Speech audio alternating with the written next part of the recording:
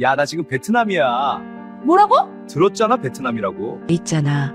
양계장 담보로 좀 썼어. 사채야. 뭐 갚을 능력 안 되면 경매 넘어가겠지 뭐. 어차피 내 재산이니까 내 맘이지. 그게 뭐가 문제야.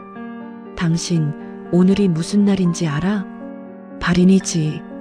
알아. 근데 나 거기 있어봤자 뭐가 달라져? 아버지 벌써 돌아가셨는데. 참, 아버지 캐리어 거기 두고 왔다. 쓸데없는 거 들고 다닐 수 없잖아. 넣어놨어. 닭똥 냄새랑 잘 어울릴 거야. 그 남자는 꿈에도 몰랐습니다. 자신이 닭똥 냄새가 배어 있다고 비웃은 그 낡은 캐리어 안에 도대체 무엇이 들어 있었던 걸까요? 사연 시작 전 무료인 구독과 좋아요 눌러주시면 대박 납니다. 사연 시작합니다. 시간을 거슬러 올라가 보겠습니다. 경기도 외곽 구불구불한 비포장도로가 끝나는 곳에 오성구 양계장이 있었습니다. 새벽 4시였습니다. 하늘에 아직 별이 남아있는 시간에 강주하는 눈을 떴습니다. 이불을 걷고 몸을 일으키고 세수를 하고 작업복을 걸쳤습니다. 무릎이 닿을 대로 다른 낡은 바지에 손때가 검게 밴 도배용 앞치마를 둘렀습니다. 머리카락이 얼굴에 흘러내리지 않도록 꽃무늬 수건을 이마 위로 질끈 동여맸습니다. 거울은 보지 않았습니다. 볼 필요가 없었습니다. 오늘도 어제와 같은 하루였습니다. 닭장문을 열자 열기와 냄새가 한꺼번에 쏟아졌습니다. 5만 마리 닭이 좁은 개사 안에서 내뿜는 특유의 냄새. 처음 이 집에 시집 왔을 때는 이 냄새에 밥도 못 먹고 속이 뒤집혔습니다. 창문을 열어놔도 소용이 없었습니다. 아침마다 코를 틀어막고 밥을 먹은 적도 있었습니다. 그런데 이제는 아무렇지 않았습니다. 어느 순간부터 이 냄새가 집 냄새처럼 느껴졌습니다. 아버님 체크무늬 셔츠에도 낡은 가죽 수첩에도 이 집 구석구석에 배어있는 냄새였습니다. 주아는 물통을 들고 닭장 안을 돌았습니다. 닭들이 발소리에 뒤척이며 꼬꼬댁거렸습니다. 사료통을 확인하고 물 상태를 살피고 환기구 이상 여부를 점검했습니다. 하루에도 수십 번 반복하는 동작이었습니다. 생각 없이 몸이 먼저 움직였습니다. 마을 사람들은 수군거렸습니다. 저 집 며느리 무슨 팔자냐고. 남편은 허구한 날 어디 가서 뭘 하는지 코빼기도 안 보이고 시어머니는 살림은 나 몰라라 하면서 화투판에만 나앉아 있고 시아버지는 치매에 암까지 겹쳤는데 저 여자 혼자 저 모든 걸 끌어안고 산다고. 젊은 처자가 인생이 아깝다고. 남편 오대규는 돈이 생기면 사라졌습니다. 일주일이 되도록 연락이 없다가 돈이 다 떨어지면 스르르 돌아오는 사람이었습니다. 어디서 뭘 하다 오는지 물으면 눈을 치켜뜨며 되물었습니다. 내가 어디 가든 내가 무슨 상관이야. 어디서 그런 말버릇을 배웠어. 그게 이 결혼이었습니다. 시어머니 조경숙은 아침부터 화투패를 들었습니다. 살림은 처음부터 주아 몫이었습니다. 시장 보는 것도, 밥 짓는 것도, 청소도, 빨래도, 닭 출하 때 인부 부르는 것도, 거래처 전화 받는 것도 다 주아 혼자였습니다. 그게 이 집의 방식이었습니다. 누구도 이상하게 여기지 않았습니다. 며느리가 하는 게 당연했습니다. 그래도 주아가 이 집을 떠나지 못한 건 딱 한 사람 때문이었습니다. 시아버지 오성구. 오성구 노인은 68이었습니다. 낡은 체크무늬 셔츠에 흙 묻은 멜빵 바지. 주머니에는 항상 돋보기 안경과 낡은 가죽 수첩을 꽂고 다녔습니다. 그 수첩에는 사료 단가부터 거래처 연락처, 닭 출하 기록, 예방접종 날짜까지 양계장에 관한 모든 것이 촘촘한 글씨로 빼곡히 적혀 있었습니다. 노인은 그 수첩이 없으면 못 사는 사람이었습니다. 짙고 숱 많은 일자, 눈썹이 고집스러워 보이는 얼굴이었지만 며느리를 볼 때만큼은 눈매가 부드럽게 휘어졌습니다. 치매가 시작된 건 3년 전이었습니다. 처음에는 약속을 자주 잊었습니다. 다음엔 날짜가 헷갈렸습니다. 그 다음엔 아들과 딸을 구분하지 못하는 날이 늘었습니다. 주아가 들어서면 딸이라고 부르는 날도 있었고 옛 친구라고 반기는 날도 있었습니다. 그래도 며느리 얼굴만큼은 기억했습니다. 어떤 날에는 오대규 얼굴도 못 알아보면서 주아가 닭장에서 돌아와 문을 열고 들어서면 환하게 웃었습니다. 아가, 밥은 먹었냐? 하루에도 수십 번 같은 말을 했습니다. 주아는 수십 번 같은 대답을 했습니다. 네, 아버님. 방금 먹었어요. 그래, 잘 먹어야 힘쓰지. 우리 딸 오늘도 고생했겠네. 딸. 그 한마디가 이상하게 가슴을 건드렸습니다. 친정 부모도 이렇게 불러주지 않았는데 노인은 치매가 와서 며느리인지 딸인지도 구분하지 못하면서 그 부드러운 눈빛만큼은 잃지 않았습니다. 그것 하나면 충분했습니다. 하루 종일 닭장을 청소하고 돌아와 몸이 땅속으로 꺼지는 것 같아도 그 눈빛 하나면 내일을 버틸 수 있었습니다. 그런데 올 초에 더 나쁜 소식이 왔습니다. 시한부 암 선고였습니다. 의사가 말했습니다. 이미 많이 진행된 상태라고, 길어야 몇 달이라고. 주아는 그 말을 병원 복도 하얀 벽 앞에 서서 들었습니다. 아무 말도 할 수가 없었습니다. 의사가 더 무슨 설명을 했는지 귀에 들어오지 않았습니다. 그냥, 아, 이제 정말 끝이 오는구나. 그 생각뿐이었습니다. 집에 돌아와서도 아무한테 말하지 않았습니다. 오대규는 어디 나가 있었고 조경숙은 화투패를 들고 있었습니다. 말해봤자 달라지는 건 없었습니다. 그날 밤 닭장 안에 혼자 서서 주아는 처음으로 눈물을 흘렸습니다. 아무도 없는 계사 한가운데서 닭들이 꼬꼬댁거리는 소리 속에서 소리도 없이 아주 오래 봄이 오던 어느 날 오후였습니다. 주아가 닭장 환기구의 낡은 나사를 고치고 있는데 병원에서 연락이 왔습니다. 핸드폰 화면을 보는 순간 손이 굳었습니다. 달려갔습니다. 신호가 바뀌기를 기다릴 새가 없었습니다. 병원 복도를 뛰었습니다. 병실 문을 열고 들어가니 성구 노인이 침대 위에 반드시 누워 산소 마스크를 끼고 있었습니다. 의식은 있었습니다. 눈이 열려 있었습니다. 그러나 목소리가 나오지 않았습니다. 입술만 간신히 달싹였습니다. 주아는 노인의 손을 잡았습니다. 흙과 세월이 겹겹이 박혀 굳어진 거칠고 두꺼운 손이었습니다. 이 손이 30년을 양계장을 지켰습니다. 이 손이 닭장을 짓고 사료를 풀고 계란을 날랐습니다. 이 손이 며느리 금반지를 끼워 주었습니다. 성구 노인이 힘겹게 입을 달싹였습니다. 수첩을 잘 챙겨라. 주아가 노인 쪽으로 몸을 기울여 귀를 가까이 댔습니다. 아버님, 수첩이요? 어떤 수첩이요? 캐리어 안에 낡은 가죽 수첩. 그거 내 거야, 아가. 반드시 챙겨야 한다. 아버님, 약속해라. 아가야, 반드시. 주아가 노인의 손을 두 손으로 꽉 쥐었습니다. 약속드릴게요, 아버님. 꼭 챙길게요. 걱정 마세요. 노인의 눈이 가만히 감겼습니다. 입가에 희미한 무언가가 스쳤습니다. 안도인지 웃음인지 그것이 이 세상에서 오성구 노인이 며느리에게 보여준 마지막 표정이었습니다. 그 순간 의료진이 황급히 들어왔습니다. 커튼이 쳐졌습니다. 주아는 복도로 밀려나왔습니다. 벽에 등을 기댔습니다. 눈을 감았습니다. 가슴 안쪽이 바위에 눌리는 것처럼 조여왔습니다. 눈물도 나오지 않았습니다. 그냥 멍했습니다. 1시간이 지났습니다.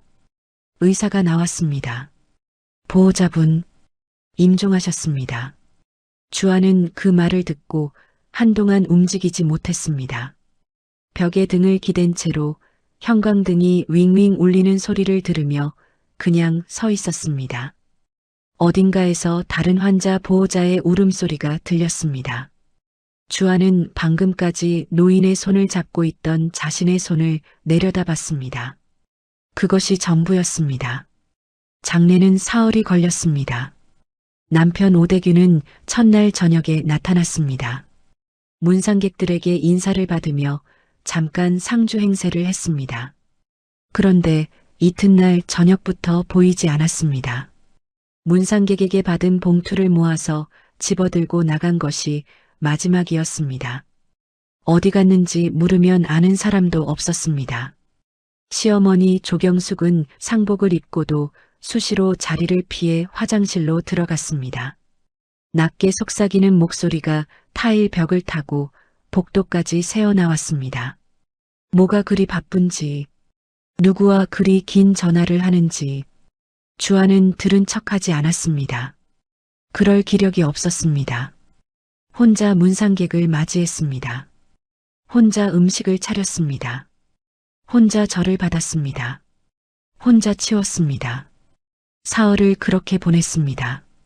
장례식장 방 한편에 잠깐 앉는 시간이 오면 주아는 아버님이 늘 들고 다니시던 낡은 가죽 수첩을 생각했습니다. 체크무늬 셔츠, 흙 묻은 멜빵 바지, 돋보기 안경. 그 모든 것들이 이제 이 세상에 없었습니다. 아버님의 냄새도, 그 목소리도, 아가야, 밥은 먹었냐, 그 말도, 눈물 한 줄기가 흘렀습니다. 손등으로 닦았습니다. 자리에서 일어났습니다. 울 시간이 없었습니다. 아직 절을 받아야 할 문상객이 남아 있었습니다. 발인을 마치고 집에 돌아온 건 저녁 무렵이었습니다. 버스에서 내려 양계장 쪽으로 걷는데 낡은 철문이 누군가 다녀간 듯 활짝 열려 있었습니다. 집 안으로 들어서는데 분위기가 이상했습니다.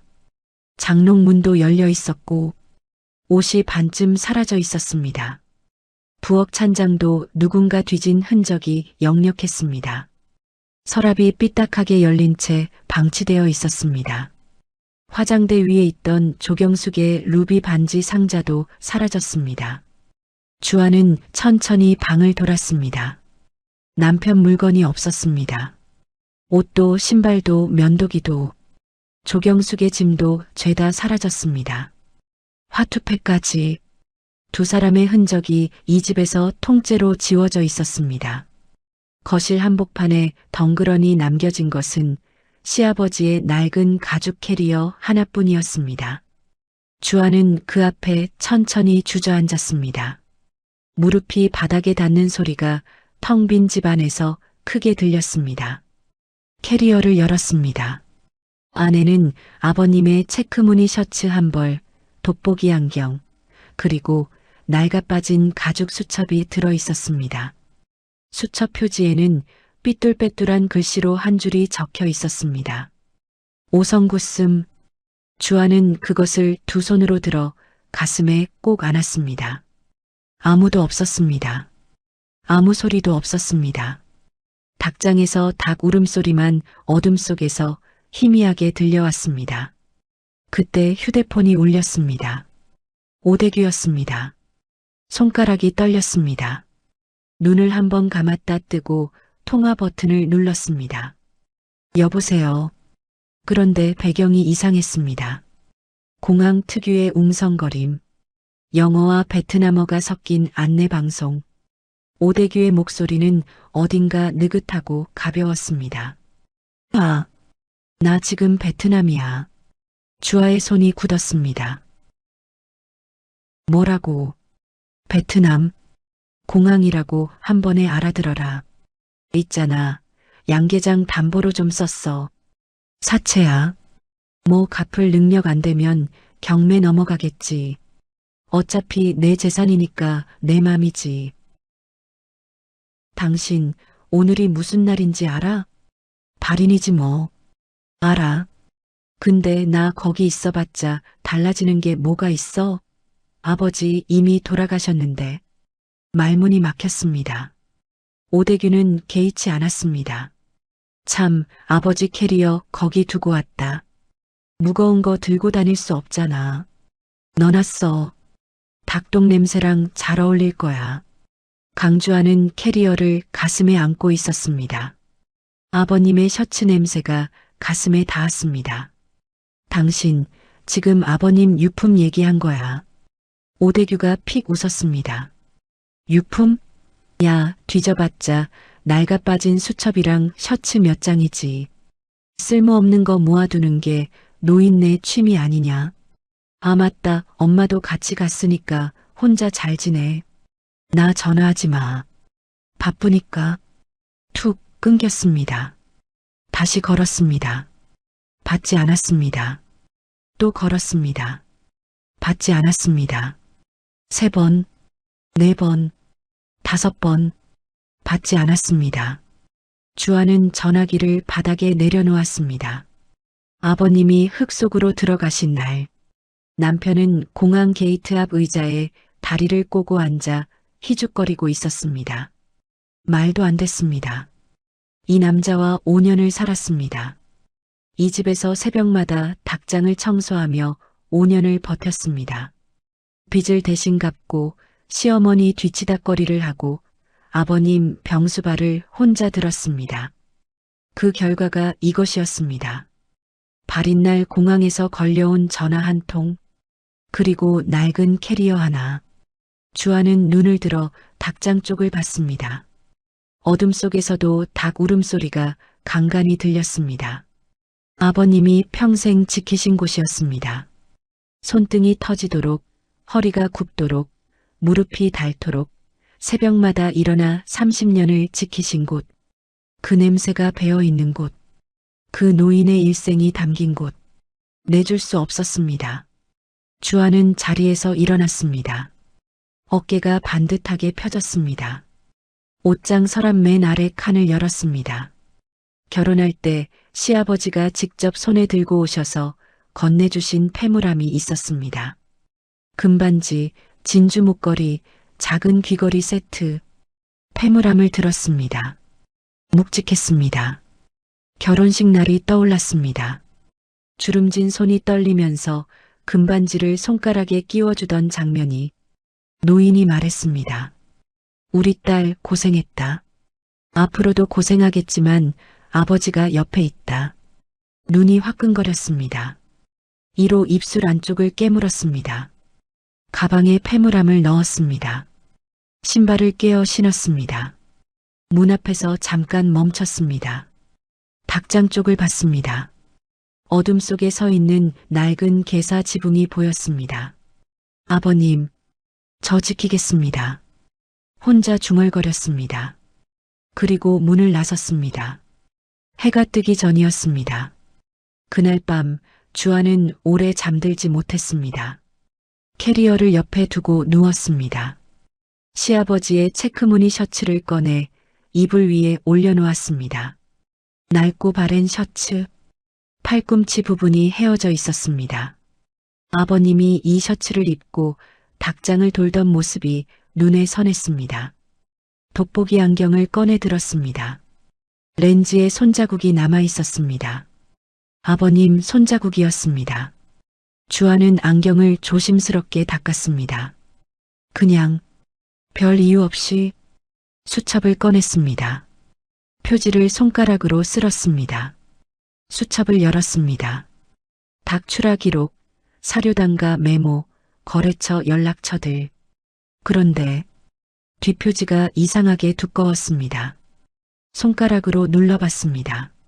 안에 뭔가가 들어있는 것 같은 느낌이었습니다. 주아는 수첩을 덮었습니다. 아직이었습니다. 지금 당장 확인할 기력이 없었습니다. 내일 제대로 보겠습니다.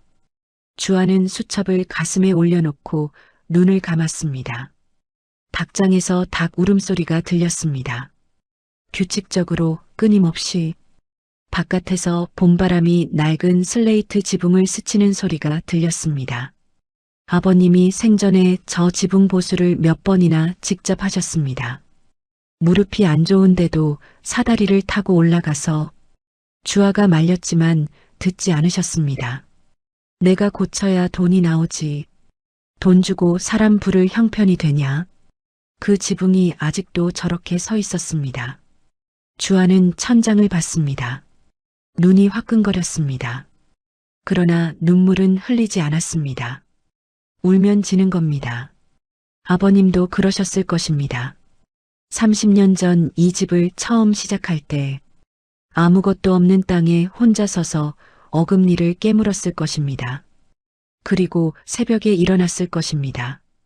패물함을 들고 나선 길의 첫 번째 목적지는 금은방이었습니다. 읍내 시장 골목 안쪽 유리창에 금 시세가 붙어 있는 작은 가게였습니다. 주인 할아버지가 돋보기를 끼고 패물을 하나하나 들여다봤습니다. 금반지, 진주 목걸이, 귀걸이 세트. 저울에 올리고 성분을 보고 한참을 뜸을 들이더니 말했습니다. 140만 원. 주아는 눈을 한번 감았다 떴습니다. 주세요. 한마디도 더 달라고 하지 않았습니다. 흥정할 시간이 없었습니다.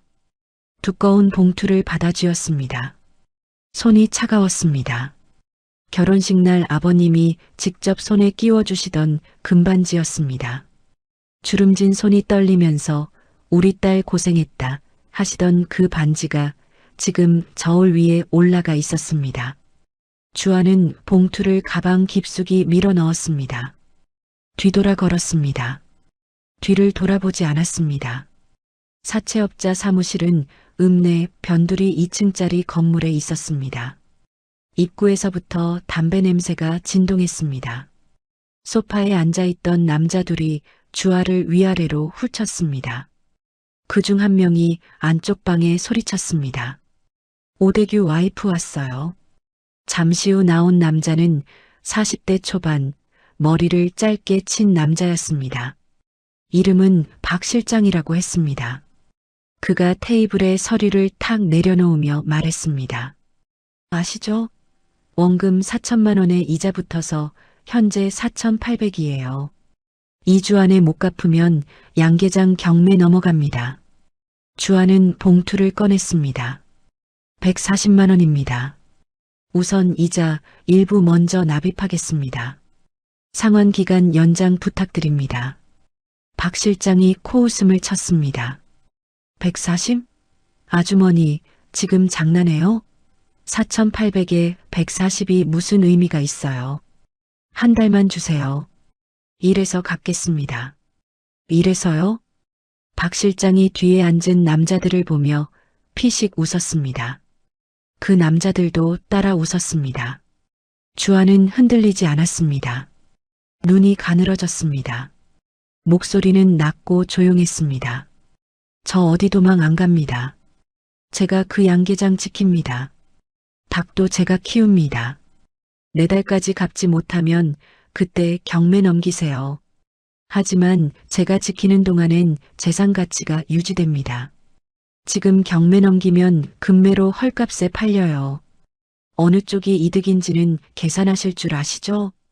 정적이 흘렀습니다. 박 실장이 주아를 천천히 봤습니다. 표정이 바뀌진 않았습니다. 하지만 손가락으로 테이블을 두드리며 말했습니다. 한 달, 딱 한 달이에요. 그 안에 500 못 가져오면 그날로 경매 들어갑니다. 집으로 돌아온 주아는 그날 저녁 읍내 인력사무소에 전화를 넣었습니다. 도배일 배울 수 있을까요? 아무것도 몰라도 되나요? 전화기 너머에서 퉁명스러운 목소리가 들렸습니다. 내일 새벽 5시에 사무소 앞으로 오세요. 이튿날 새벽 어둠이 채 거치지 않은 시간에 주아는 인력사무소 앞에 섰습니다. 이미 10명 남짓한 사람들이 모여 있었습니다. 대부분 50대 이상의 남자들이었습니다. 주아처럼 여자는 둘뿐이었습니다. 작업복을 빌렸습니다. 도배용 앞치마를 받았습니다. 첫 현장은 아파트 리모델링이었습니다. 선임 도배사 아저씨가 주아에게 풀통을 건네며 말했습니다. 초보는 풀칠부터야. 벽지 뒷면에 고르게 발라. 기포 생기면 안 돼. 네. 손 빠르게 해야 돼. 우리 시간 비싸거든. 알겠습니다. 첫날은 발목이 끊어지는 줄 알았습니다. 무릎을 꿇고 허리를 굽히고 팔을 높이 뻗어 풀칠을 하는 동작이 쉬지 않고 반복됐습니다. 점심은 편의점 삼각김밥 하나였습니다. 밥 먹을 시간이 없었습니다. 빈 계단에 기대서서 먹었습니다. 오후 늦게 현장이 끝나고 받은 일당은 수수료 떼고 9만 원이었습니다. 9만 원을 손에 쥐고 주아는 잠깐 멈춰 섰습니다. 아버님이 하루 내내 양계장에서 일해 버신 돈이 이 정도였을 것입니다. 아니, 그보다 더 적었을 것입니다. 수십 년을 그 손이 얼마나 거칠었을지. 주아는 9만 원을 가방 안에 조심스럽게 넣었습니다. 사흘째 되던 날 양계장에 사내 둘이 들이닥쳤습니다. 주아가 닭장 환기구를 고치고 있는데 뒤에서 발소리가 났습니다. 돌아보니 박 실장과 처음 보는 남자 하나였습니다. 박 실장이 양계장 안을 느릿느릿 걷더니 말했습니다. 이거 닭이 몇 마리야? 5만 마리. 이게 다 담보야. 혹시 몰래 팔거나 하면 바로 경매 들어가는 거 알죠? 주아는 장갑을 벗으며 말했습니다. 팔 생각 없습니다. 닭 키우고 있습니다. 출하 일정도 기존대로 진행 중입니다. 출하하면 그 돈 어디 씁니까? 빚 갚는 데 씁니다. 장부 보여드릴까요? 박 실장이 코를 찡그리며 닭장을 한 번 더 훑쳤습니다. 냄새 지독하네. 그 말이 어딘가 비웃음처럼 들렸습니다. 주아는 아무 말도 하지 않았습니다. 이 냄새가 뭔지 당신들은 모릅니다.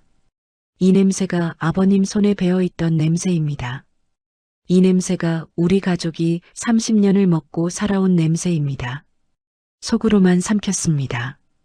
그런데 닷새가 지나던 날 밤이었습니다. 도배 현장을 마치고 양계장에 돌아오니 대문 앞에 낯선 중년 여자가 서 있었습니다. 50대 후반, 짧은 파마 머리에 두꺼운 점퍼를 입고 있었습니다. 강주아 씨 맞죠? 저 전셋집 주인이에요. 주아가 걸음을 멈췄습니다. 여자가 말을 이었습니다. 오대규 씨가 전세 보증금 담보로 사채 쓴 거 아세요? 그쪽에서 저한테 연락이 왔어요. 전세권 실행해서 보증금 회수하겠다고. 주아의 손이 굳었습니다. 전셋집마저였습니다. 살고 있는 이 집까지 넘어간다는 말이었습니다. 여자가 조심스럽게 말을 덧붙였습니다. 저도 사정이 있어서요. 한 달 안에 정리가 안 되면 저도 어쩔 수 없어요. 미리 알려드리는 거예요. 주아는 고개를 끄덕였습니다. 알겠습니다. 감사합니다. 여자가 돌아갔습니다. 주아는 그 자리에 잠깐 서 있었습니다.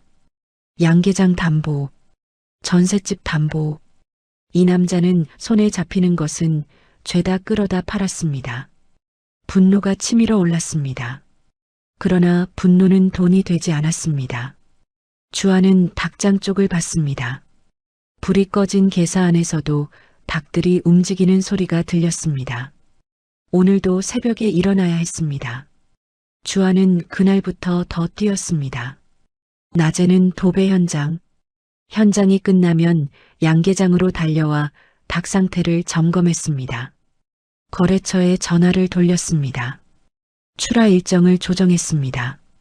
밤에는 계산기를 두드렸습니다. 몸이 버텨주질 않았습니다. 어느 날 오전 도배 현장에서 사다리 위에 올라가 천장 풀칠을 하다가 갑자기 눈앞이 핑 돌았습니다. 손이 벽을 짚었습니다. 선임 아저씨가 올려다봤습니다. 괜찮아요? 네, 괜찮아요. 사실이 아니었습니다. 이틀째 제대로 먹지 못했습니다. 아침은 물 한 잔으로 때웠습니다. 그래도 내려오지 않았습니다. 풀칠을 마저 했습니다. 그날 저녁 양계장에 돌아와 계사 안에 들어섰을 때였습니다. 닭들이 평소보다 부산스럽게 울었습니다. 살펴보니 환기팬 하나가 멈춰 있었습니다. 낡은 모터가 과열된 것이었습니다. 주아는 공구를 가져와 모터를 직접 뜯었습니다. 전선 연결 상태를 확인했습니다. 손이 기름에 범벅이 됐습니다.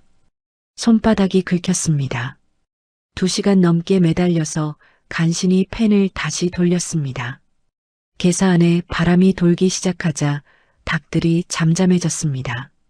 주아는 바닥에 주저앉았습니다. 등을 계사벽에 기댔습니다. 기름 묻은 손을 무릎 위에 올려놓았습니다. 몸이 무거웠습니다. 눈이 감겼습니다.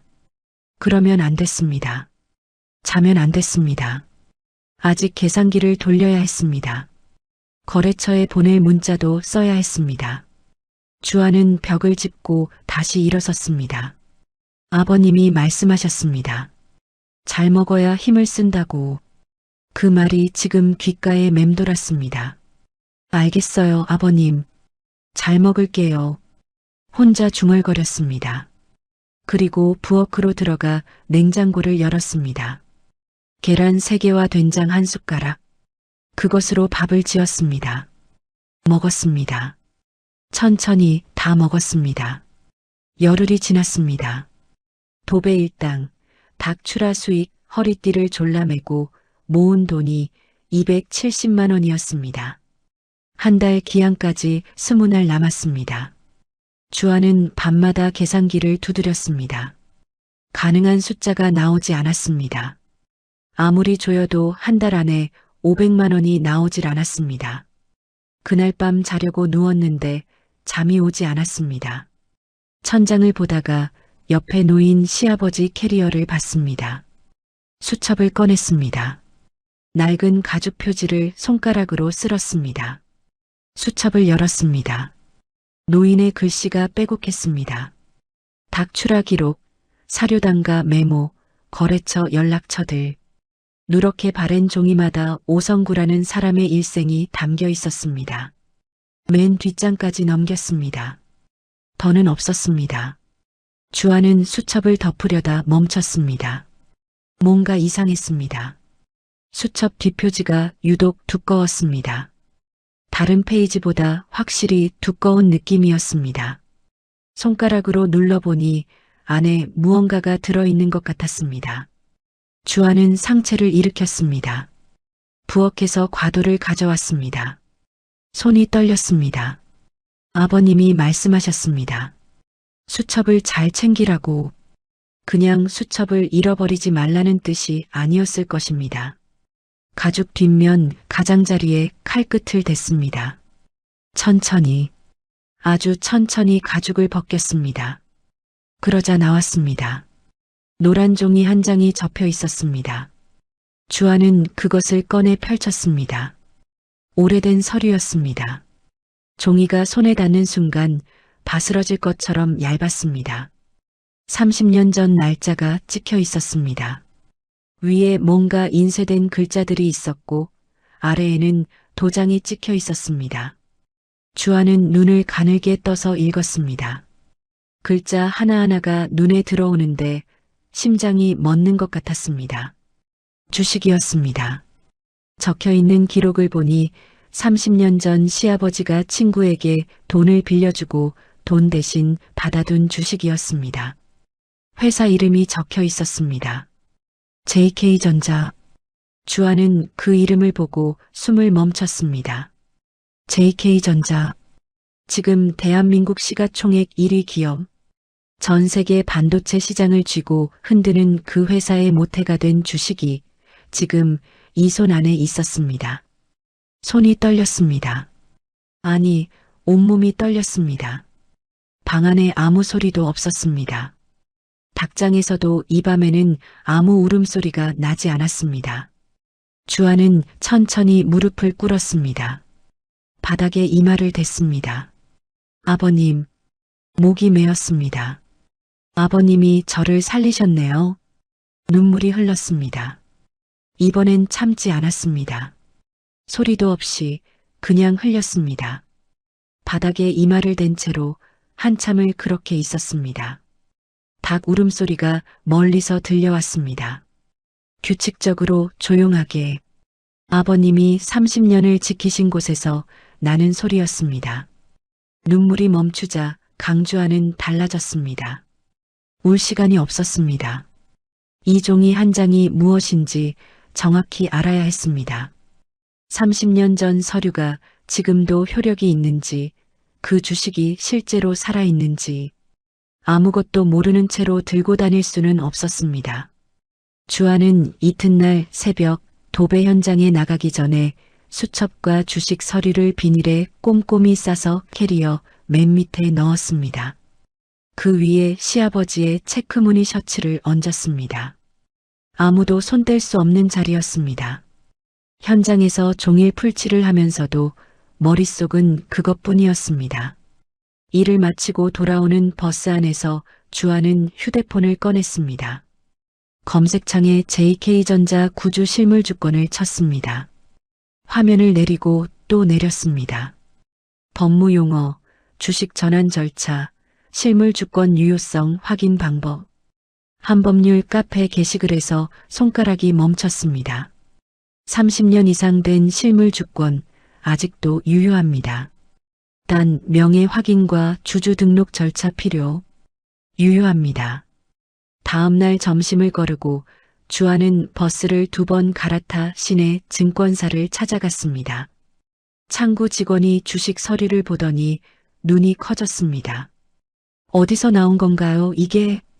시아버지 유품입니다. 직원이 서류를 들고 안쪽으로 들어갔습니다.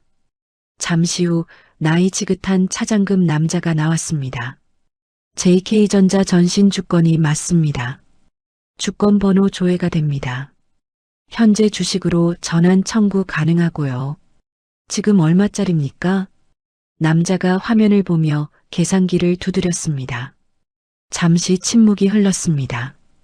액면 분할이랑 전환 비율 고려하면 현재 시세 기준으로 전부 환산 시 대략 40억에서 50억 사이 됩니다. 주아는 아무 말도 하지 못했습니다. 남자가 다시 말했습니다. 물론 정확한 건 명예 이전이랑 실사 거쳐야 하지만 서류 자체는 이상 없습니다. 주아는 테이블을 한번 짚었습니다. 40억. 그 말이 귓가에서 맴돌았습니다. 집으로 돌아오는 버스 안에서 주아는 창밖을 봤습니다. 경기도 외곽의 낮고 평평한 농밭. 그 끝에 양계장 지붕이 보였습니다. 낡은 슬레이트 지붕이 석양에 붉게 물들었습니다. 아버님은 알고 계셨던 걸까요? 이 주식이 언젠가 이렇게 될 줄. 아니면 그냥 소중히 간직한 것뿐이었을까요? 알 수 없었습니다. 하지만 한 가지는 알았습니다. 그 노인이 며느리에게 이것을 남겼습니다. 아들도 아니고 아내도 아니고 오로지 강주아에게. 버스가 정류장에 섰습니다. 주아는 자리에서 일어났습니다. 발이 땅에 닿는 순간 등이 반듯하게 펴졌습니다. 일주일 후 주아는 주식 일부를 처분했습니다. 변호사와 세무사를 먼저 찾았습니다.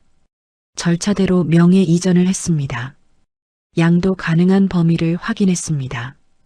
그리고 주식 일부를 현금화했습니다. 사채업자 박 실장에게 전화가 갔습니다. 원금이랑 이자 전액 갚겠습니다. 오늘 오전에 이체합니다. 전화기 넘어가 잠시 조용해졌습니다. 전액이요? 네, 전액입니다. 채무 완제 확인서 준비해 주십시오. 전셋집 보증금 문제도 같은 날 정리됐습니다. 집주인 여자에게 전화를 했습니다. 보증금 반환 걱정 안 하셔도 됩니다. 제가 처리했습니다. 전화기 너머에서 한동안 말이 없다가 여자가 낮게 말했습니다. 어떻게 된 거예요? 아버님이 남겨주신 겁니다. 그것으로 끝이었습니다. 빚을 다 갚은 날 오후 주아는 양계장에 혼자 서 있었습니다. 닭 울음소리가 사방에서 울렸습니다. 낡은 슬레이트 지붕, 녹슨 철망, 30년 된 환기장치. 아버님이 손수 고치고 또 고치며 버텨낸 것들이었습니다. 주아는 오래 서 있었습니다. 그리고 한 가지를 결심했습니다. 여기를 바꾸겠습니다. 헐어서 새로 짓는 게 아니었습니다. 아버님이 세운 이 터 위에 전국 최고의 양계장을 만들겠습니다. 그때부터 주아는 움직였습니다. 스마트팜 설계업체에 연락했습니다. 자동 온습도 조절 시스템, 사료 자동 급이기, 계란 자동 수거 컨베이어, 국내 최신 설비들이 설계도 위에 하나씩 올라왔습니다. 시공업체 5곳에서 견적을 받았습니다. 주아는 각각의 견적서를 밤마다 들여다보며 줄을 그었습니다. 여기는 자재를 낮추면 되고 저기는 공정을 줄이면 되고 혼자 빨간 볼펜으로 빼곡하게 메모했습니다. 인부들이 들어오기 시작한 날 마을 사람들이 구경을 왔습니다. 저 집 며느리가 뭘 짓는데? 남편은 도망갔다던데 혼자서? 수군거림이 들렸습니다. 주아는 현장 소장 옆에서 도면을 들고 있었습니다. 들은 척하지 않았습니다. 공사가 한창이던 어느 날 마을 이장이 찾아왔습니다. 예전부터 오성구 노인과 친분이 있던 60대 후반의 남자였습니다. 주아 씨, 이게 다 돈이 어디서 나는 거요? 주아가 도면에서 눈을 들었습니다. 아버님이 남겨주신 겁니다. 성구 영감이 그 양반이 뭘 가지고 있었다고 가지고 계셨어요. 이장이 한참 주아를 봤습니다. 그래, 그 영감이 며느리 복이 있더라니. 아들놈은 쌍놈도 안 됐는데. 주아는 아무 말 없이 다시 도면을 봤습니다. 공사가 마무리되던 날 밤이었습니다. 주아는 새 계사 한가운데 섰습니다. 하얀 형광등 불빛 아래 청결하고 넓은 계사가 펼쳐져 있었습니다. 자동 환기 팬이 조용히 돌아갔습니다. 사료 급이기가 일렬로 정렬되어 있었습니다. 닭들이 아직 채워지지 않아 텅 빈 공간이었지만 주아에게는 가득 차 보였습니다. 아버님, 보고 계십니까? 닭이 입식됐습니다. 5만 마리에서 시작했습니다. 한 달 후엔 7만 마리, 2달 후엔 10만 마리. 스마트 시스템이 온도를 잡아주니 폐사율이 뚝 떨어졌습니다. 계란 품질이 올라갔습니다. 거래처에서 먼저 연락이 왔습니다. 거기 계란 어떻게 이렇게 노른자 색이 달라졌어요? 사료 배합이랑 환경 관리 때문입니다. 더 필요하시면 물량 늘릴 수 있습니다. 주아는 직접 거래처를 돌았습니다. 대형마트, 급식업체, 식품 가공사, 도배용 앞치마를 벗은 자리에 명함이 생겼습니다. 성구 농장 대표 강주아. 그 명함을 처음 받아들던 날, 주아는 사무실에 혼자 앉아 한참을 봤습니다. 아버님 이름이 들어간 명함이었습니다. 반년이 지났습니다. 전국 친환경 축산 경진대회에 출품 권유가 들어왔습니다. 농림부 관계자가 직접 농장을 찾아왔습니다. 이 규모의 이 청결도면 전국에 몇 군데 안 됩니다. 출품해 보시겠습니까? 주아가 말했습니다. 해보겠습니다.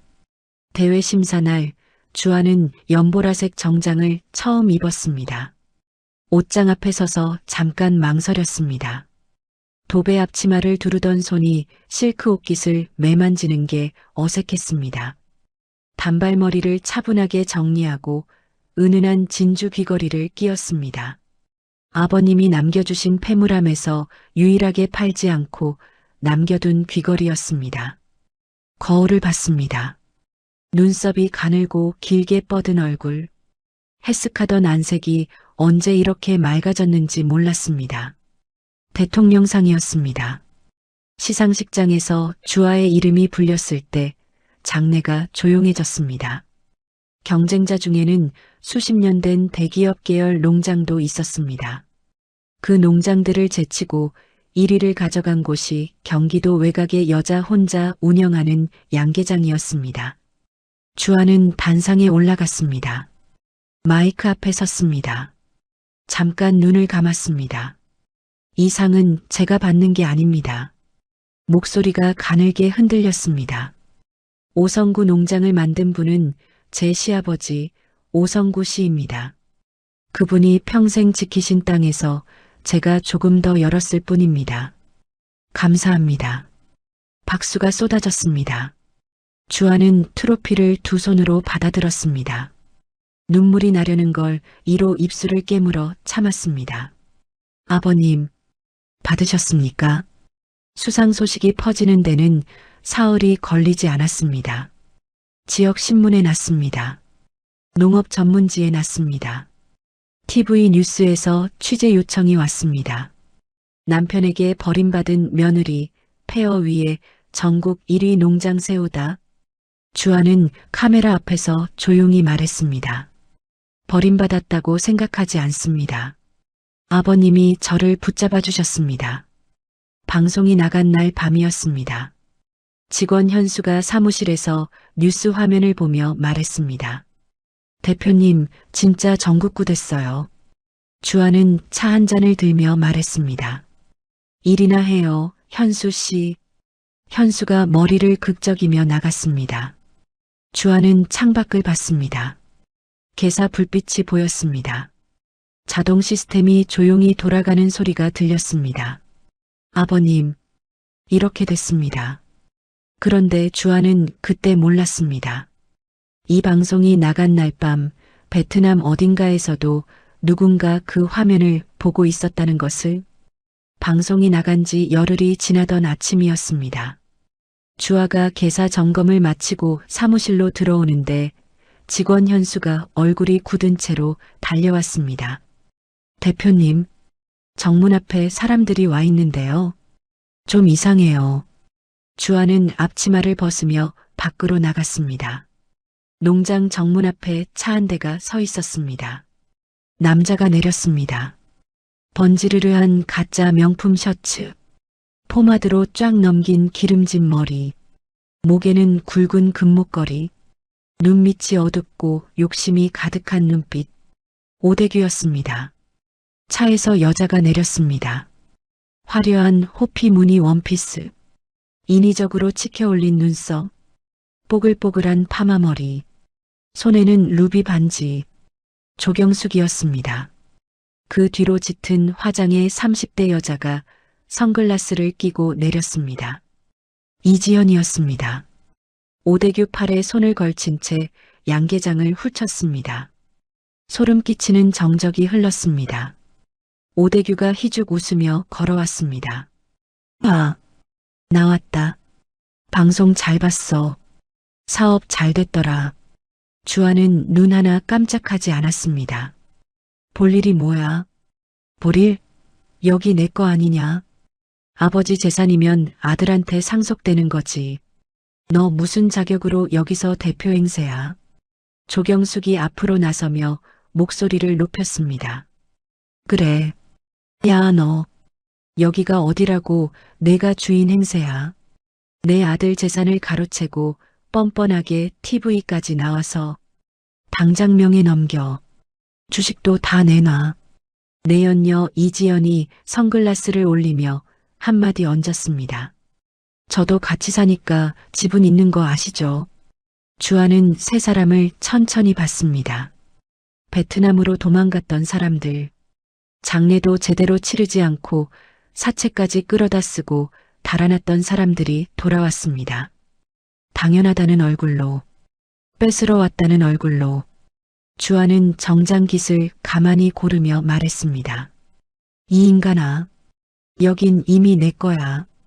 오성구 농장 대표 강주아. 법원 판결문 가져다 줄까? 오대규의 얼굴에서 웃음이 사라졌습니다.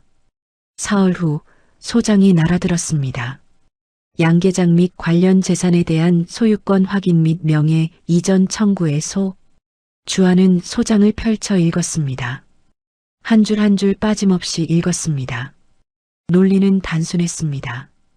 아버지 재산은 법정 상속 순위에 따라 배우자와 자녀에게 돌아가야 하며 며느리에게 명예 이전된 것은 무효라는 주장이었습니다. 주식까지 반환하라는 내용이 들어 있었습니다. 주아는 변호사 사무소를 찾았습니다. 읍내에서 그나마 이름이 알려진 중년 변호사였습니다. 변호사가 말했습니다. 아버님 명의로 된 공증 유언장이 있다면 충분히 싸울 수 있습니다. 유언장 있으시죠? 주아가 잠깐 멈췄습니다. 없습니다. 공증 없이 진행하셨어요? 아버님이 남겨두신 게 있을 것 같은데 아직 확인이 안 됐습니다. 변호사가 안경을 고쳤으며 말했습니다. 그럼 상속 분쟁은 쉽지 않을 수 있습니다. 기본적으로 법정 상속 순위에서 배우자와 자녀가 며느리보다 우선입니다. 상대방이 유언장 부재를 주장하면 불리해질 수 있어요. 재판이 시작됐습니다. 첫 기일이 지나고 두 번째 기일이 왔습니다. 오대규 측은 증인을 세웠습니다. 오성구 노인의 옛 지인이라는 70대 남자가 나타나 진술서를 제출했습니다. 당시 오성구 씨는 이미 판단 능력이 심각하게 저하된 상태였다. 사람도 못 알아보고 무엇을 서명하는지도 인지하지 못하는 것처럼 보였다. 거짓이었습니다. 말도 안 되는 거짓이었습니다. 두 번째 증인은 50대 여자였습니다. 오성구 노인이 입원했던 병원의 전직 간호조무사라고 했습니다. 당시 오 씨 환자가 보호자 얼굴도 못 알아봤습니다. 며느리가 왔을 때도 딸인지 아들인지 구분을 못했어요. 그 상태에서 무슨 유언을 쓰겠습니까? 법정안이 술렁였습니다. 오대규가 팔짱을 끼고 앉아 입꼬리를 올렸습니다. 조경숙이 손수건으로 눈가를 찍었습니다. 눈물은 나오지 않는데 손수건만 올라갔습니다. 이지연이 주아를 흘겨봤습니다. 주아의 변호사가 반박 자료를 제출했지만 역부족이었습니다. 진료 기록 일부가 유실된 상태였습니다. 공증 기록도 담당 공증인이 이미 은퇴하여 연락이 닿지 않았습니다. 재판장이 다음 기일을 잡았습니다. 복도로 나오자 변호사가 낮게 말했습니다. 솔직히 말씀드리면 지금 상황이 좋지 않습니다. 상대방이 증인을 2명이나 세웠고 우리 쪽 반박 자료가 약합니다. 혹시 유언장이나 아버님이 남기신 다른 서류가 없는지 다시 한번 찾아보세요. 주아는 고개를 끄덕였습니다. 차가운 복도를 걸어 나오면서도 표정을 바꾸지 않았습니다. 그러나 주차장에 혼자 섰을 때 손이 떨렸습니다. 집에 돌아오니 자정이 넘어 있었습니다. 주아는 불도 켜지 않고 방에 들어갔습니다. 어둠 속에 서 있었습니다. 피눈물이 나는 것 같았습니다. 돈에 포섭된 거짓 증인들, 아버님이 정신도 없는 노인 취급을 당하고 있었습니다. 30년을 새벽마다 일어나 양계장을 지키신 분이, 치매가 와서도 며느리 얼굴만큼은 잊지 않으신 분이, 말도 안 됐습니다. 주아는 캐리어 앞에 주저앉았습니다. 캐리어를 열었습니다. 아버님의 체크무늬 셔츠, 돋보기 안경, 그리고 수첩을 꺼냈습니다. 가죽 뒷면은 이미 도려낸 자리였습니다. 주식이 나왔던 그 자리, 주아는 수첩을 들고 멍하니 앉아 있었습니다. 아버님이 말씀하셨습니다. 수첩을 잘 챙기라고. 수첩을 잘 챙겨라. 그냥 수첩을 잃어버리지 말라는 말이 아니었을 것입니다. 뒷면 가죽 안에 주식을 숨겨두셨습니다. 그렇다면 주아는 수첩 앞표지를 봤습니다. 손가락으로 눌러봤습니다. 두꺼웠습니다. 뒷면과 똑같이 확연히 두꺼운 느낌이었습니다. 심장이 멎는 것 같았습니다. 주아는 부엌으로 달려갔습니다. 서랍에서 과도를 꺼냈습니다. 손이 떨렸습니다. 숨을 고르고 다시 방으로 왔습니다. 수첩 앞표지 가장자리에 칼끝을 댔습니다. 천천히 아주 천천히 가죽을 도려냈습니다. 안에서 작은 종이 한 장이 나왔습니다. 메모지였습니다. 시아버지 필체였습니다. 또렷하고 힘 있는 글씨였습니다. 치매가 오기 전 정신이 맑을 때 쓰신 글씨였습니다. 두 줄이 적혀 있었습니다. 김선희 변호사 10-, 내가 미리 다 맡겨뒀다. 아가야, 겁내지 마라. 주아는 그 메모지를 손에 쥔 채로 굳어버렸습니다. 내가 미리 다 맡겨뒀다. 아버님이 치매가 오기 전에 정신이 맑을 때 미리 다 맡겨뒀습니다. 겁내지 마라. 지금 이 순간을 위해서 주아는 눈을 들었습니다. 눈이 화끈거렸습니다. 그러나 눈물은 흘리지 않았습니다. 시계를 봤습니다. 새벽 1시였습니다. 이른 새벽이었지만 상관없었습니다. 내일 아침 첫 번째로 전화를 해야 했습니다. 주아는 메모지를 가슴 쪽에 넣었습니다. 알겠습니다, 아버님. 목소리가 낮고 단단했습니다. 제가 끝냅니다. 다음 날 아침 8시 정각이었습니다. 주아는 번호를 눌렀습니다. 신호가 2번 가자 상대가 받았습니다. 김선희 법무법인입니다. 저 강주아라고 합니다. 오성구 어르신 관련해서 전화드립니다. 잠깐 침묵이 흘렀습니다. 그리고 상대의 목소리가 달라졌습니다. 낮고 조심스럽고 그러나 분명한 목소리였습니다. 기다리고 있었습니다. 강주아 씨. 어르신이 말씀하셨어요. 이 번호로 전화가 오면 반드시 받으라고. 언제 오실 수 있으세요? 주아는 눈을 감았습니다. 아버님, 이 전화 한 통을 위해 30년을 준비하셨습니까? 오늘 가겠습니다. 법무법인 사무실은 서울 도심 빌딩 안에 있었습니다. 주아는 연보라 정장을 입고 갔습니다. 진주 귀걸이를 끼었습니다. 담당 변호사 김선희는 50대 후반의 여자였습니다. 차분하고 단단해 보이는 인상이었습니다. 그녀가 서류 봉투를 테이블 위에 올려놓으며 말했습니다. 오성구 어르신께서 3년 전 치매 초기 진단을 받으신 직후 저희 사무소를 찾아오셨습니다. 당시 어르신의 법적 판단 능력은 완전히 유효한 상태였고 공증도 완료된 상태입니다. 주아가 조용히 물었습니다. 내용이 어떻게 됩니까? 며느리 강주아 씨가 직접 저희 사무소에 연락을 취해야만 효력이 발생하는 조건부 유언장입니다. 어르신께서 직접 그렇게 설계하셨습니다. 아들이나 배우자가 먼저 연락하는 경우엔 효력 없음이라고 명시돼 있습니다. 주아가 눈을 들었습니다. 저만 연락해야 열리는 유언이었군요. 그렇습니다. 강주아 씨가 스스로 찾아와야만 열리는 유언이었습니다. 말도 안 됐습니다. 치매 초기에 떨리는 손으로 이 사무실을 찾아와 며느리를 위해 이것을 준비해 두었다는 것이. 주아는 입술을 꽉 깨물었습니다. 내용을 들을 수 있겠습니까? 유언의 내용은 명확했습니다. 양계장 부지와 건물 일체, 시아버지 명의의 모든 재산, 그리고 주식 전부 강주아에게 상속한다.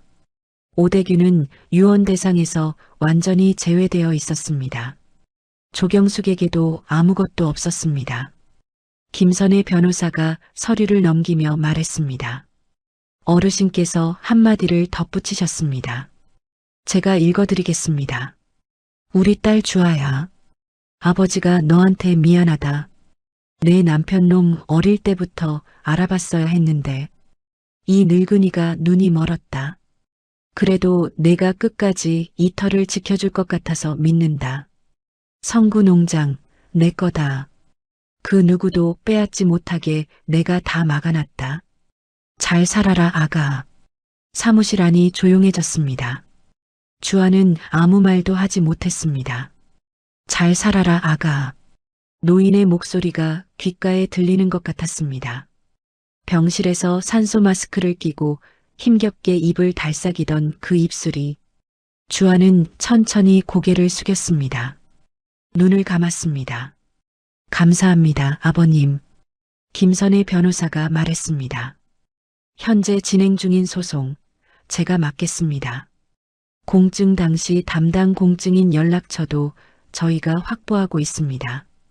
당시 어르신 진료 기록 원본도 있습니다. 상대방 증인들이 허위 진술을 했다는 것도 밝혀낼 수 있습니다. 주아가 물었습니다. 이길 수 있습니까? 김선의 변호사가 서류를 정리하며 말했습니다. 어르신이 이미 다 이겨놓으셨습니다. 저는 그걸 법정에서 보여드리기만 하면 됩니다. 주아는 눈을 들었습니다. 창밖으로 서울 도심이 보였습니다. 높은 빌딩들이 오후 햇살에 반짝였습니다. 아버님, 기다리고 계셨군요. 판결 선고일 아침이었습니다. 주아는 새벽 4시에 눈을 떴습니다. 이제는 익숙한 시간이었습니다. 작업복을 입던 손이 연보라 정장 단추를 잠갔습니다. 진주 귀걸이를 끼웠습니다. 거울 앞에 섰습니다. 눈썹이 가늘고 길게 뻗은 얼굴, 안색이 맑았습니다. 해쓱하던 그 얼굴이 아니었습니다. 캐리어를 한번 봤습니다. 앞면과 뒷면이 모두 도려진 채 놓인 낡은 가죽 수첩이 그 안에 있었습니다. 아버님이 숨겨두신 모든 것이 다 꺼내진 수첩이었습니다. 그러나 주아는 그것을 캐리어에서 꺼내 손에 쥐었습니다. 오늘 법정에 들고 가겠습니다. 재판 전날 법정 안에서 일이 터졌습니다. 김선의 변호사가 오대규 측 증인 2명을 반대 신문했습니다. 첫 번째 증인 70대 남자, 오성구 노인의 옛 지인이라고 했습니다. 당시 오성구 씨와 어떤 관계였습니까? 이웃사촌이었습니다. 어르신이 입원하셨던 병원에 몇 번이나 방문하셨습니까? 2~3번 정도. 방문 기록이 있습니까? 기록까지는 어르신 병원 면회 신청부에 이 증인분 성함이 단 한 번도 없습니다. 직접 확인하시겠습니까? 증인의 얼굴이 굳었습니다. 두 번째 증인 전직 간호조무사라는 50대 여자. 해당 병원 재직 기간이 언제입니까? 2014년부터 2017년까지입니다. 오성구 어르신이 입원하셨던 기간이 언제인지 아십니까? 2015년, 2016년 즈음으로 알고 있습니다.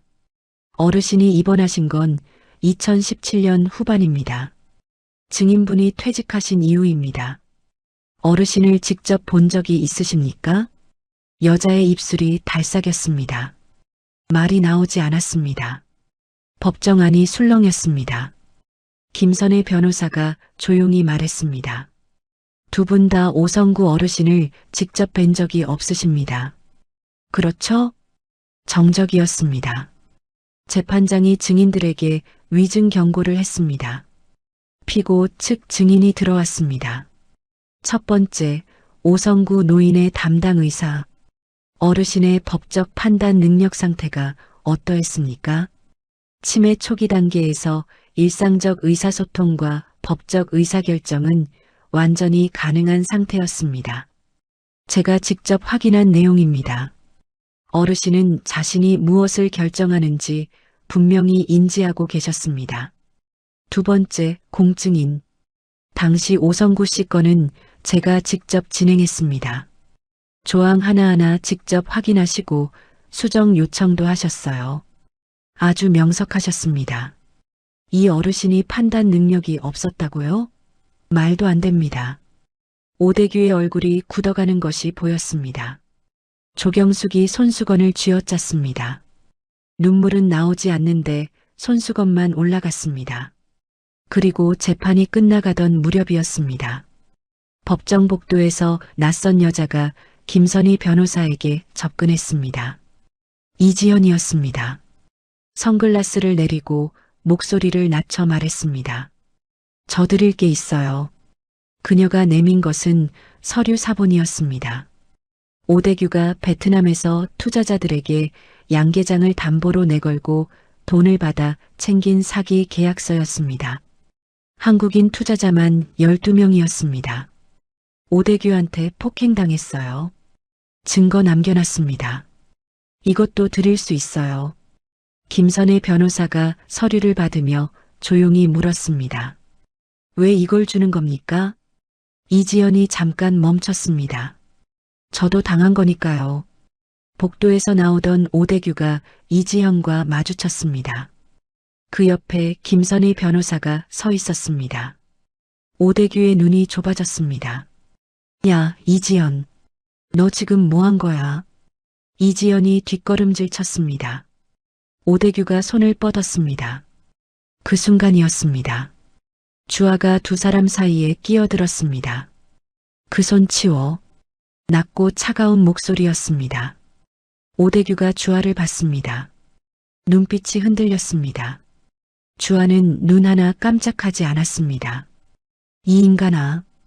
법원 앞이야. 한 번 더 손 올리면 그날로 추가 고발이야. 오대규가 이를 갈며 돌아섰습니다. 이지연이 주아를 봤습니다. 눈시울이 붉었습니다. 주아는 그녀에게 아무 말도 하지 않았습니다. 고개만 한번 끄덕였습니다. 사기 계약서는 그날로 법원에 제출됐습니다. 원고 측 신뢰도가 타격을 입었습니다. 오대규에 대한 형사 고발 가능성이 거론됐습니다. 판결 선고일이 잡혔습니다. 전날 밤 주아는 혼자 계사를 순찰했습니다. 자동 환기 팬이 조용히 돌아갔습니다. 닭들이 부드럽게 울었습니다. 온습도 계기판이 적정 수치를 가리켰습니다. 주아는 계사 한가운데 멈춰섰습니다. 아버님이 평생 일구신 터였습니다. 그 위에 주아가 올린 것들이었습니다. 이 모든 것이 내일 하나로 결정됩니다. 아버님, 혼자 말했습니다. 내일 끝냅니다. 판결 선고일 아침이었습니다. 법정 안은 조용했습니다. 재판장이 들어서고 모두 기립했습니다. 오대규가 앞줄에 앉아 있었습니다. 조경숙이 그 옆에서 손수건을 만지작거렸습니다. 오늘은 이지연이 보이지 않았습니다. 주아는 피고석에 반듯하게 앉았습니다. 무릎 위에 시아버지 수첩을 올려놓았습니다. 김선의 변호사가 옆에서 낮게 말했습니다. 긴장하지 마세요. 주아가 조용히 말했습니다. 긴장 안 합니다. 재판장이 판결문을 펼쳤습니다. 낮고 분명한 목소리였습니다. 본 법원은 피상속인 오성구 씨의 유언 작성 당시 법적 의사결정 능력이 완전히 보존되어 있었음을 담당 의사 소견 및 공증인 증언으로 확인하였습니다. 오대규의 어깨가 굳었습니다. 원고 측이 제출한 증인 진술은 직접 목격 사실이 아닌 허위 진술로 판단하며 증거 능력을 인정하지 않습니다. 조경숙의 손이 손수건을 꽉 쥐었습니다. 따라서 피상속인 오성구 씨가 공증한 유언장은 완전히 유효하며 모든 재산에 대한 상속권은 유언에 따라 피고 강주아에게 있음을 선고합니다. 원고의 청구를 기각합니다. 법정안이 조용했습니다. 소름 끼치는 정적이었습니다. 주아는 눈을 감았습니다. 딱 한 번, 그리고 떴습니다. 무릎이 수첩을 두 손으로 꽉 쥐었습니다. 아버님, 이겼습니다. 법정을 나오는 복도에서 오대규와 마주쳤습니다. 얼굴이 창백했습니다. 금목걸이가 형광등 아래서 번질거렸지만 눈빛이 이미 꺼져 있었습니다. 조경숙이 주아를 향해 걸어왔습니다. 아, 이게 무슨 짓이야? 내 남편이 일군 걸 내가 다 가져가. 이게 말이 돼? 주아는 조경숙을 봤습니다. 조경숙 씨, 처음으로 이름을 불렀습니다. 그 양계장 아버님 혼자 읽었습니다. 당신이 화투 치러 다니는 동안, 오대규가 베트남 도박판 다니는 동안, 저 혼자 새벽마다 닭장 청소했습니다. 할 말 있으면 판사님한테 하십시오. 조경숙이 입술을 떨었습니다. 주아는 돌아섰습니다. 더 볼 것이 없었습니다. 판결 이후 오대규의 일이 터지는 데는 열흘이 걸리지 않았습니다. 베트남에서 끌어다 쓴 사채 투자자 12명이 일제히 나섰습니다. 양계장 재산을 이기면 갚겠다고 약속했던 돈들이 한꺼번에 청구됐습니다. 형사 고발이 들어갔습니다. 검찰 수사가 시작됐습니다. 그리고 어느 날 아침 뉴스에 짧게 나왔습니다. 양계장 상속 소송 원고 오대규 씨 사기 혐의로 구속. 주한은 그 뉴스를 개사 점검을 마치고 사무실에서 봤습니다. 화면을 한번 보고 껐습니다. 직원 현수가 옆에서 봤습니다. 대표님, 저거 전 남편 아니에요? 주아가 자리에서 일어났습니다. 오늘 오후 출하 물량 확인했어요? 아, 예. 확인했습니다. 그럼 됐습니다. 일합시다. 이지연은 연락이 끊겼습니다. 오대규 구속 직후 문자 하나가 왔습니다. 저 이제 여기서 멀리 갈게요. 잘 사세요. 주아는 화면을 잠깐 보다가 짧게 답했습니다. 잘 가요. 그것으로 끝이었습니다. 조경숙은 달랐습니다. 아들이 구속되고 나서 혼자 읍내 원룸에 살고 있다는 소식이 들렸습니다. 한 달쯤 지났을 때 마을 이장에게서 전화가 왔습니다. 주아 씨, 조경숙 씨가 요즘 이상하다고. 시장에서 혼자 중얼거리고 길에서 집을 잃어버렸다고 울고 있었대요. 주아는 잠깐 말이 없었습니다. 이장님, 노인보호기관에 연락해 주시겠어요? 비용은 제가 내겠습니다. 주아 씨가요? 그 사람 잘못이 없다는 게 아닙니다. 그냥 돌아가신 아버님 얼굴을 봐서 마지막 돌이라고 생각합니다. 이장이 한참 침묵했습니다. 성구 영감이 사람 하나 제대로 봤구만. 조경숙은 노인보호시설로 들어갔습니다. 치매 증상이 빠르게 진행되고 있었습니다. 주아는 입소 서류에 보증인으로 서명했습니다. 담당 사회복지사가 물었습니다. 관계가 어떻게 되세요?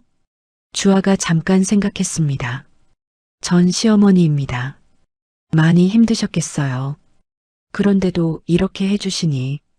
주아가 서류를 돌려줬습니다. 아버님이 그러셨으면 하셨을 것 같아서요. 그해 겨울이었습니다. 주아는 건물 부지를 알아봤습니다. 설계사무소를 만났습니다. 복지 전문가를 만났습니다. 직원 현수가 보다 못해 물었습니다. 대표님, 이번엔 또 뭐 짓는 거예요? 주아가 설계도를 내려다보며 말했습니다. 치매 노인 요양센터요. 또 사업을요? 사업이 아닙니다. 현수가 고개를 갸웃했습니다. 그럼요? 주아가 설계도에서 눈을 들었습니다. 아버님 이름으로 짓는 겁니다. 이듬해 봄 센터가 완공됐습니다. 양계장 옆 부지에 세워진 단층 건물이었습니다. 따뜻한 햇살이 들어오는 창이 넓었습니다. 마당에 텃밭이 있었습니다. 방마다 환기가 잘 됐습니다. 정문 오른쪽 벽에 동판이 달렸습니다. 오성구 치매 노인센터. 개원식 날 주아는 혼자 그 동판 앞에 섰습니다. 손가락으로 글자를 따라 짚었습니다. 성, 구. 눈이 뜨거워졌습니다. 이번엔 참지 않았습니다. 눈물 한 줄기가 흘렀습니다. 닦지 않았습니다.